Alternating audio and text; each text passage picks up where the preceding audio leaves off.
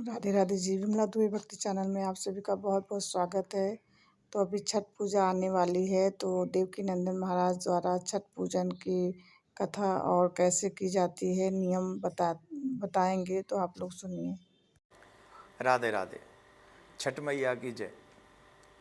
हमारे बिहार में और पूर्वांचल में, या आजकल तो हम ये कह सकते हैं कि पूरे ही देश में या विदेशों में भी छठ मैया का त्यौहार बड़ी धूमधाम से मनाया जाने लगा है। ये छठ मैया का त्यौहार हम सबको रिद्धि सिद्धि प्रदान करता है। सुहागिनें माताएं बहन भाई भी इस व्रत को कर सकते हैं, ऐसा पुराणों में भी सुनने को मिला है, पढ़ने को मिला है। मैं आप सबको ये बताना चाहता हूँ कि 4 दिन का ये व्रत, 4 दिन का ये त्यौहार बड़ी धूमधाम से मनाया जाता है, जिसमें प्रथम दिन को हम लोग नहाया खाया कहते हैं। मतलब स्नान के बाद हम माताएं बहन जो सुहागिनें हैं वो सब प्रसाद बनाती हैं, और उसमें प्रॉपरली दाल, चने की और चावल और कद्दू की सब्जी ही, वो भी शुद्ध घी में, देसी घी में ही वो बनाती हैं और फिर उसको ग्रहण करती हैं। ये पहले दिन का रहता है। फिर दूसरे दिन का रहता है खरना। खरना आप ये कह सकते हैं खीर। पूरे दिन व्रत रख के वो शाम को उस खीर को जो बनाती हैं वो बहुत सुंदर उसका तरीका है। उसको मिट्टी के चूल्हे पे आम की लकड़ियों के साथ वो खीर बनानी पड़ती है, और खीर में पानी नहीं होता, दूध में ही वो खीर बनेगी। और फिर उस खीर को वो माताएं बहन या वो जो व्रती लोग हैं वो उसे ग्रहण करते हैं,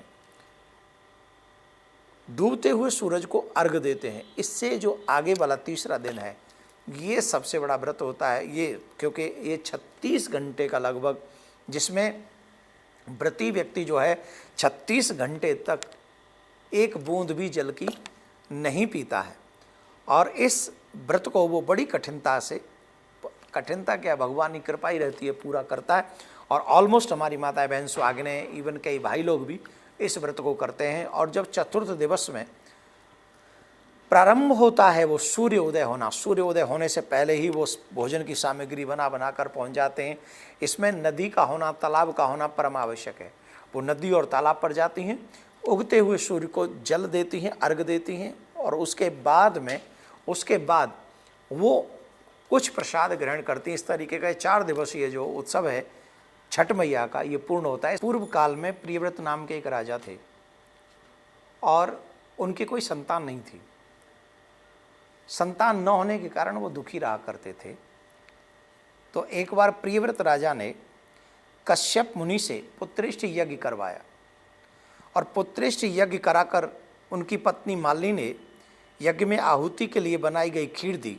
इसके प्रभाव से उन्हें पुत्र हुआ, परंतु वह मृत पैदा हुआ। जब उनका पुत्र मृत पैदा हुआ तो राजा प्रियव्रत को बड़ा दुख हुआ, बहुत तकलीफ हुई, बड़ा कष्ट हुआ।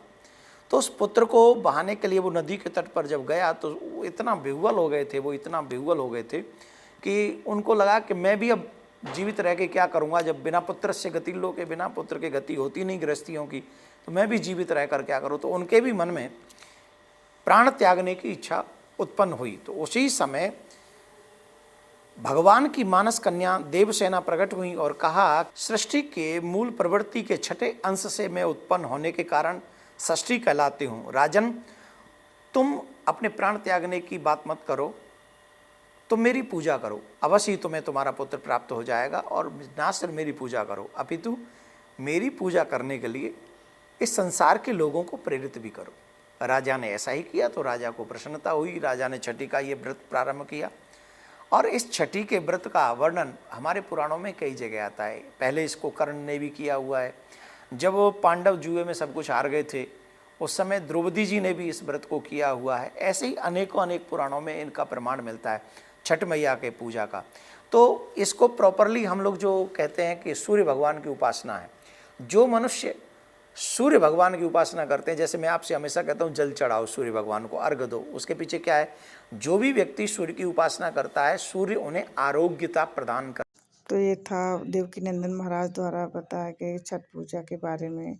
तो आपको ये वीडियो अच्छी लगे तो लाइक करें, सब्सक्राइब करें, शेयर करें और हमें सपोर्ट करें। अगर हमें आगे देखना चाहते हैं तो आप लोग का साथ ना देने की वजह से मुझे यूट्यूब अब छोड़ना पड़ रहा है।